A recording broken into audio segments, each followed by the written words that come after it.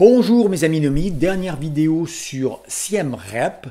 On va aller finir de visiter encore Tom. On n'aura pas tout vu, mais on va faire quelques monuments. Et avec ma connaissance du passé et de l'histoire, je vous promets, ça va être très intéressant. Nous, on va rigoler un peu, on va visiter sympathiquement ce lieu formidable. Donc venez avec moi, suivez-moi, c'est parti, c'est la dernière. Alors pour ça, on doit rentrer à nouveau dans la cité royale en passant par une autre porte cette fois. Une autre porte, c'était la porte Est si je me souviens bien. Et pareil avec la tête au-dessus, la tête de Bouddha là. On y va. Bon, j'ai trouvé des gardiens sympas qui m'ont permis de laisser mon vélo ici, plutôt que d'aller au grand parking là-bas ou de l'autre côté. Là c'est hyper cool, en plus c'est bien centré, donc ils sont vraiment gentils. Là j'approche de la terrasse la terrasse des éléphants. Voilà, pas compliqué. De toute façon, il n'y a que des éléphants. C'est marrant parce qu'on les voit encore, il y a encore les cordes et tout qui les attachaient. Alors, Chiu Takuan, c'est vraiment le chinois, ça me revient, c'est le chinois c'est le seul qui a décrit ici comment c'était. Il était là à l'époque de la splendeur. Il dit qu'au-dessus de cette terrasse, il y avait des bâtiments légers, faits avec des fenêtres en or. Et on suppose que c'est de là que le roi regardait ses troupes passer après le retour de la guerre. Notamment toujours avec les Chams. Alors c'est toujours Jayavarman. Alors lui, je sais pas comment il a pu faire construire tout ça. Le nombre d'ouvriers, je sais pas. C'est faramineux. Alors est-ce que c'était des esclaves? Est-ce que c'était des gens qui travaillaient volontairement? Parce que c'est pas forcément pour des temples. Est-ce qu'on les payait? Est-ce que c'est des ouvriers payés? Je sais pas. Faudrait que je demande à un guide. Mais c'est un travail de son époque à lui, mais c'est un travail de folie, quoi. Le temple de Bayon, puis plein d'autres. Enfin, c'est complètement dingue. À vrai dire, c'est pour ça que je me souviens de son nom, Jayavarman, parce que Jayavarman 7, parce qu'il y en a eu plusieurs. Parce qu'il revient tout le temps. Et cette terrasse d'éléphants se termine superbement par 3 éléphants, l'un à côté de l'autre, avec la trompe, ici, voilà, de chaque côté, et qui permettait d'accéder à la terrasse. Alors est-ce qu'il était là-haut, il accueillait ses généraux pour les récompenser? Possible, on peut imaginer plein de choses. Marc, à la limite, c'est bien, on peut imaginer. Nous rentrons dans le palais royal, juste après la terrasse des éléphants et la terrasse du roi lépreux. Eh bien, c'est l'entrée principale du palais royal. Je descends d'un des vieux bâtiments en ruine du palais royal. Je ne sais pas ce que c'est, il y a encore il y en a encore un autre là-bas, quantité de bâtiments qui n'ont pas été restaurés. Ah. Mystère. Nous sommes dans le palais royal et là c'est le Préa Ménakas. Alors c'est un nom grec, c'est rigolo. Mais non, pas du tout. Alors attention, là c'est sérieux, là c'est du sérieux. C'est là-haut que le roi s'accouplait avec la Nagi. La Nagi, c'était la déesse, la princesse, la princesse des serpents, Nagi. Et symbolisée, pas con, symbolisée par une jolie jeune femme. Donc tous les soirs, il y avait la chambre là-haut, et il y avait les ébats du prince avec la princesse, quoi. Des Nagi. Chaque jour, une petite jeune femme différente, pas con. C'est pas bête ça. Moi, j'aurais bien aimé être... Alors ça date du Xe siècle, c'est assez ancien. Et après, ça a été retapé, refait, rajouté par d'autres princes, par d'autres rois. Il y a quand même un truc qui m'interpelle quand on voit cette pyramide. C'est la similitude qu'il y a avec les pyramides aztèques. C'est quand même assez étrange, quoi. Il y a les escaliers très raides, toujours.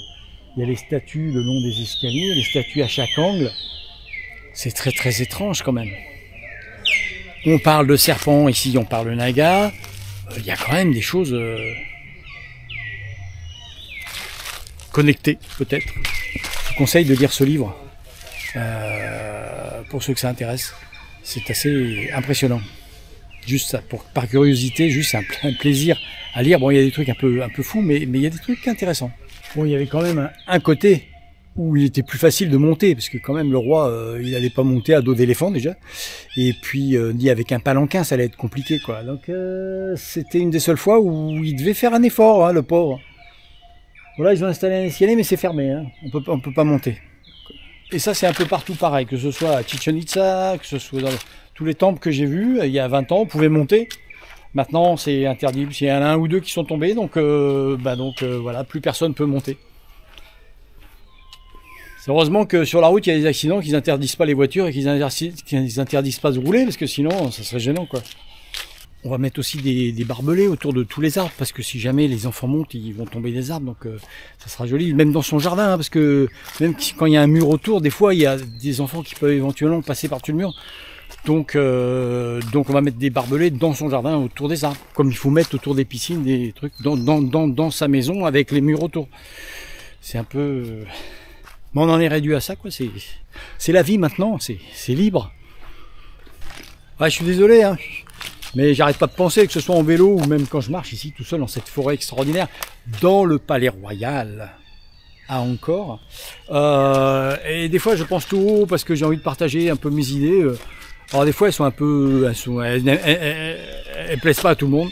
J'en suis désolé. Mais c'est ma façon de penser, comme ça vous allez me connaître mieux, et en même temps il y a des fourmis qui piquent, et après tout c'est ma chaîne, et je fais ce que je veux, et je dis ce que je veux.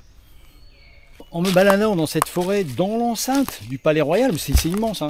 Et encore, là il y a une enceinte, mais il y en a encore une autre tout autour. J'ai trouvé encore un autre bassin, je sais pas, alors celui-là par contre je sais pas à quoi il servait.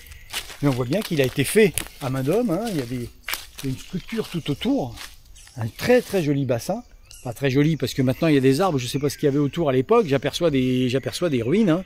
Là, mais c'est marrant parce que ça donne un petit peu l'idée de comment ils ont trouvé les sites quand il y avait la forêt tout autour. On voit ici donc ce fameux bassin, puis on aperçoit au pied des arbres, il y a des pierres. Alors ça serait difficile là de dégager les arbres pour retrouver ce qu'il y avait avant, mais il y a encore du travail à faire. Là-bas, j'aperçois encore une sorte de monument. Alors, je ne sais pas si c'est un temple ou c'est une construction, une habitation, mais on aperçoit encore, avec tout ce qui est verdure, mousse sur les rochers. Moi, j'adore, hein, ce genre d'endroit. Bon, allez, je suis fatigant, hein, je suis un peu long, hein, je suis désolé. Mais c'est tellement beau que je veux partager. Alors pour ceux à qui ça plaise pas, passez à une autre vidéo, partez pas, passez à une autre vidéo. Par exemple, à Madagascar, je vous mets le lien, ou dans l'Everest, je vous mets le lien, ou le Bhoutan, tiens ça c'est intéressant, je vous mets le lien, là aussi on parle de bouddhisme. Qu'est-ce qu'il y a d'autre? Le tour, mon allée en Turquie. Hein, je suis allé en Turquie en vélo l'année dernière, donc je vous encourage à aller voir les vidéos. Il y a des images qui sont marrantes, il m'est arrivé plein de trucs. Le Tour de France, par toutes les côtes aussi, ça c'est intéressant. J'avais jamais fait les côtes de France, donc c'est pour ceux que ça intéresse qui veulent faire un tour en vélo. C'est beaucoup moins loin qu'ici, mais vous pouvez faire le Tour de France et puis vous aurez des repères et puis vous aurez une idée de ce que vous allez voir si vous faites ce tour, notamment le canal Nantes-Brest, enfin des choses qui sont restées dans ma mémoire comme des très très bons souvenirs.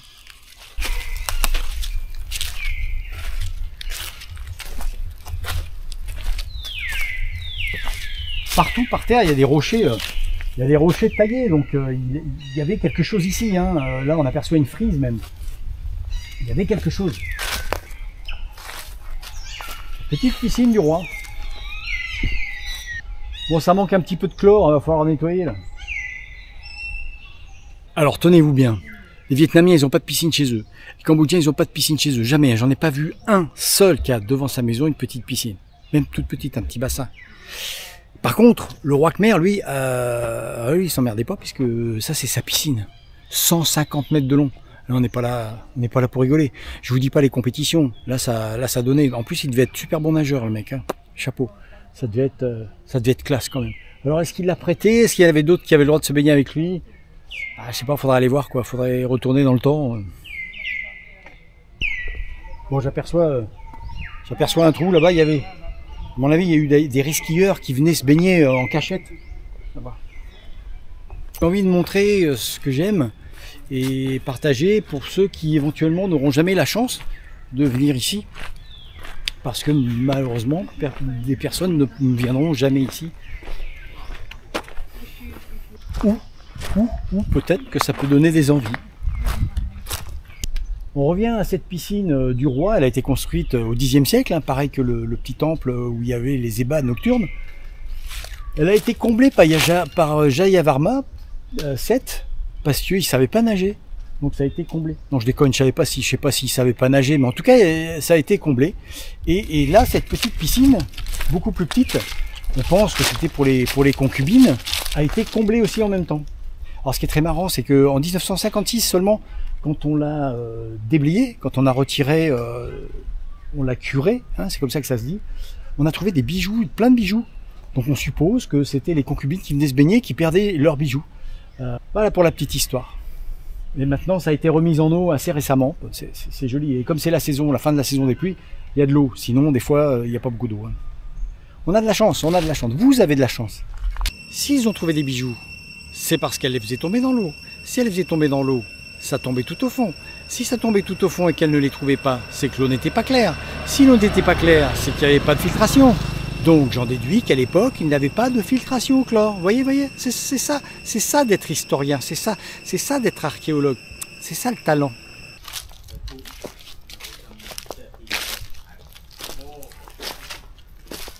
Bon, encore une fois, il va falloir venir pour ranger tout ce bazar là, parce que il y a encore du boulot. Hein.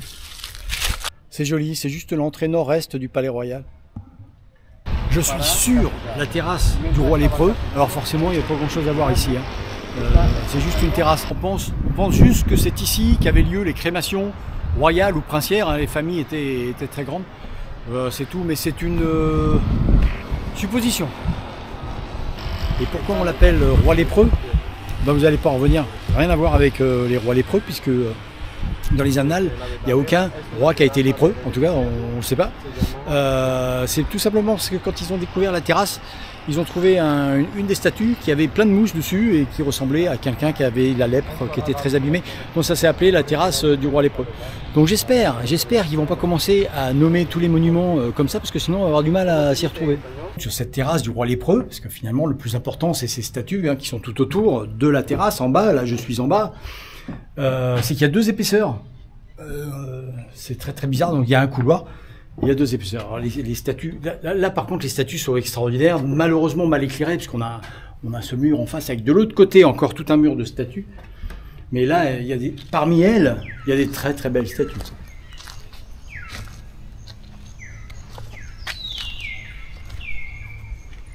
Et moi ce que j'admire c'est les archéologues qui ont réussi avec tous les morceaux qu'ils ont trouvés par terre, complètement empilés, à retrouver les pierres qui étaient accumulées les unes sur les autres et qui ont permis de faire ces sculptures grâce à un énorme puzzle pour retrouver exactement les statues. Bon, ils ne se sont pas trompés, hein, c'est exactement ça. On voit ici la coupure, on voit ici la coupure. Voilà les pierres qui se sont écroulées et qui ont été formées.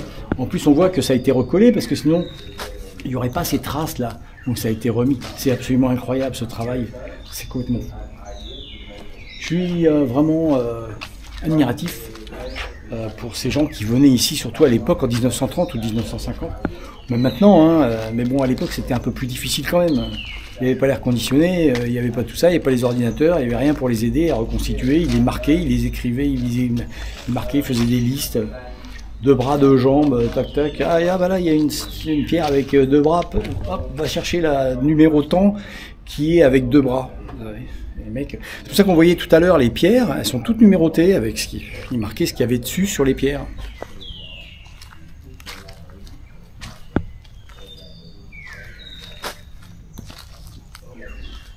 On retrouve le naga ou le naga, ici c'est la langue naga, mais en français c'est N-A-G-A. Donc,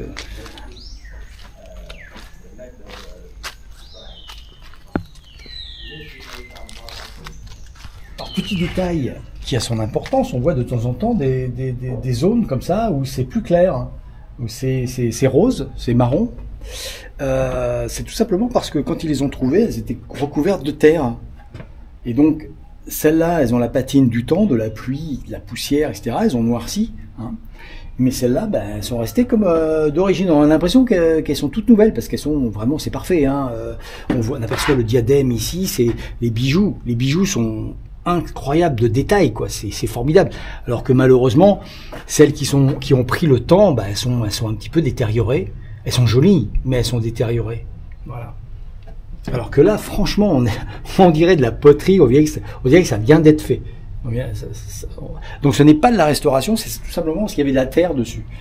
Alors ce que je remarque et que vous pouvez constater vous-même, c'est qu'il y avait les sculptures sur la pierre. On aperçoit la pierre ici, mais par-dessus, pour que ce soit beaucoup plus fin, ils mettaient une sorte de couche de stuc qui était ensuite détaillée, travaillée en détail. Comme on voit le diadème ici, les bijoux sur la tiare, c'est complètement incroyable de détails.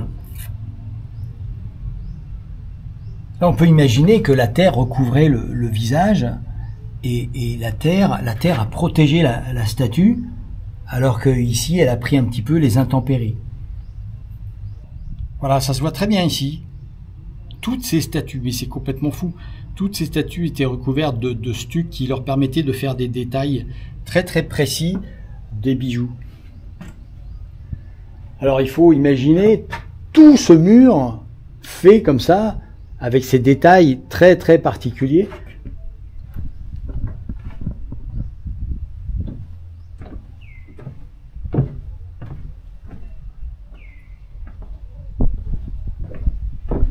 On est toujours sur le mur extérieur de la terrasse des lépreux. Alors forcément, alors là, les statues sont un petit peu plus grandes et forcément, ce que j'allais dire, c'est que elles ont un petit peu plus pris le temps. Alors elles étaient ici en tas, hein, on peut imaginer, mais elles ont pris les intempéries depuis maintenant 8 siècles. C'est beaucoup. On peut imaginer que toute cette terrasse date donc de 12e siècle.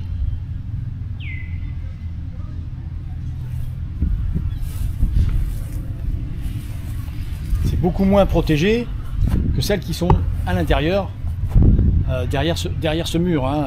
Y a un double mur. Pourquoi? Personne ne le sait.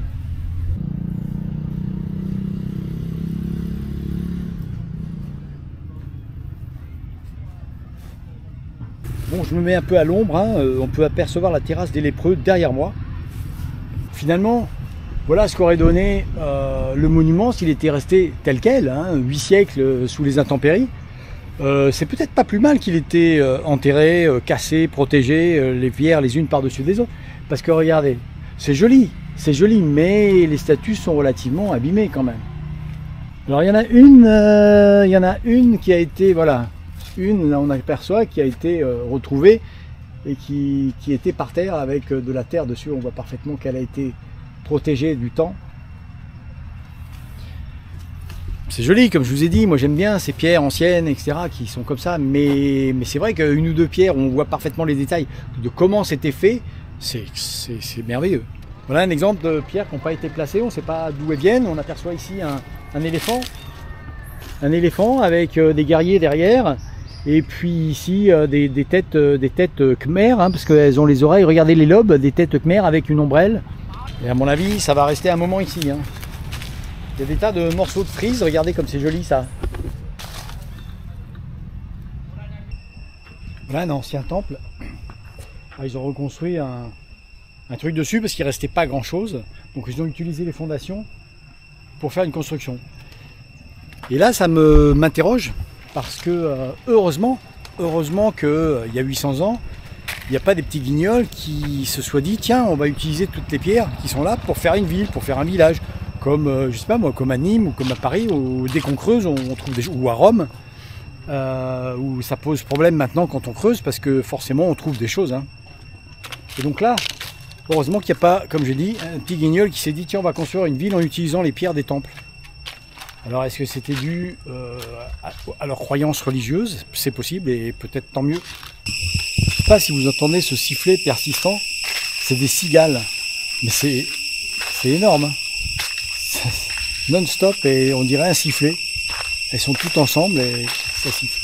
Faut quand même avouer une chose, c'est que je suis pas très porté sur les religions, hein, vous le savez, hein, vous commencez à le savoir.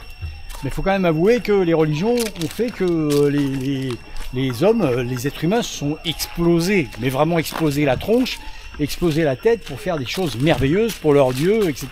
Que ce soit ici, que ce soit sur le continent américain, que ce soit en France avec les cathédrales et autres, les menhirs ou je ne sais quoi. Ils se sont toujours creusé la tête pour faire des trucs les plus belles. Donc ça a fait évoluer l'architecture, faut quand même l'avouer. Et là nous sommes sur le site du temple de Preah Palile. Alors j'aime beaucoup ce nom-là, Preah Palile. Voilà. Et nous sommes sur la terrasse royale en forme de X, en forme de croix. Et il y a encore tous les nagas autour, avec les rampes et tout, on voit bien là. Donc petit temple bouddhiste, on ne sait pas s'il est antérieur ou postérieur à la réaction brahmanique qui a fait qu'ils ont cassé quelques statues. Alors c'est peut-être pour ça aussi qu'il y a eu beaucoup de monuments bouddhistes qui sont tombés par terre. Hein. On ne sait pas trop, ça c'est les mystères de l'histoire. En tout cas, celui-là, on ne sait pas s'il est antérieur ou postérieur. C'est un temple bouddhiste, il est épargné si l'on peut dire. Il est très connu pour les fromagers qui sont incrustés à l'intérieur de la pierre. D'ailleurs, tous les gens viennent se faire photographier, tous les jeunes mariés viennent se faire photographier ici. Il n'y a pas beaucoup de touristes étrangers. On est vraiment entre nous. C'est tout petit, c'est vachement sympa, c'est sous la forêt, c'est sous les arbres. Si vous voulez venir, c'est à l'ombre. Et c'est très très joli. Franchement, très joli petit temple. On se balade toujours sur le site d'Angkor Thom. C'est ce grand espace autour du temple de Bayon, enfin qui comprend le temple de Bayon, qui comprend le palais royal, qui comprend le temple qu'on vient de voir. C'est énorme. Mais il y a une muraille tout autour, hein, c'est ceinturé. Complètement fou. D'ailleurs, rien que les ouvriers pour construire tout ça, et ceux qui ont construit la muraille avec le serpent dessus, sculpté. Je sais pas comment ils ont pu faire ça. Juste pour info, je suis sur la terrasse de Preah Pitu, avec tous les monuments alignés qui sont en face de la terrasse des éléphants. Dans l'enceinte d'Angkor Thom toujours.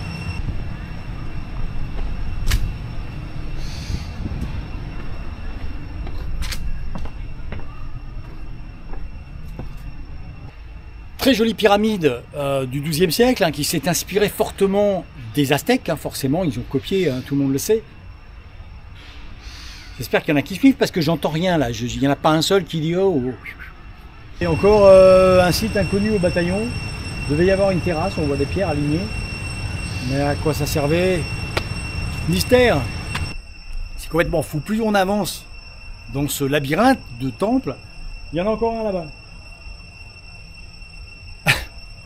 Sous les arbres. Ça n'arrête pas, on avance, à chaque fois il y a des nouveautés. Je commence à en avoir marre. Hein. Là ça commence à bien faire. Ah, ils se sont attaqués à faire plein de monuments, mais ils n'ont pas fini quoi. C'est pas fini tout ça. Alors c'est bien beau de commencer à faire des jolies choses, mais il faut les finir avant de commencer autre chose. Bon les gars, là, vous allez me ranger tout ça quand vous aurez fini là. Il faut ranger tout ça. Ce soir, je veux que tout soit rangé. On aperçoit le serpent là. Le serpent, c'est pas compliqué. Il va juste là derrière. Il y a la place. Ça traîne un peu là, hein. Et puis tout ça là, vous allez me ranger aussi tout ça là. Vous avez compris les gars? Allez hop au boulot. Puis les gars là-bas, quand vous aurez un moment, vous dégagerez les racines là, parce qu'on voit même plus l'entrée. Alors il serait peut-être temps de le faire. Il faudrait peut-être nettoyer un peu. C'est pas vrai. Des incompétents. Je reviens dans ce site impressionnant, mais vraiment impressionnant. De grandiosité pour vous dire au revoir. J'espère que cette vidéo sur Siem Reap, sur le temple d'Angkor, vous a plu. Dites-le moi dans les commentaires. Je vais prendre la route pour Bangkok maintenant, direction la Thaïlande. Je vous embrasse tous, à très très bientôt. Ciao.